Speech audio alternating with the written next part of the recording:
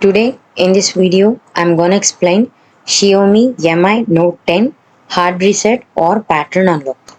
Power off your Xiaomi Mi Note 10 by pressing and holding the power button for a few seconds. Once the device is completely turned off, press and hold the volume up and power keys simultaneously. Release the power button when the Mi logo appears on the screen, but continue holding the volume up key. Release the volume up button when the recovery mode menu appears on the screen. Navigate through the recovery mode menu using the volume keys to highlight wipe data or wipe all data, then press the power button to select it. Confirm the data wipe by selecting confirm using the power button. Return to the main menu by navigating back and select reboot. Finally choose reboot to system using the power key. Your Xiaomi Mi Note 10 will now be completely reset and all data will be erased.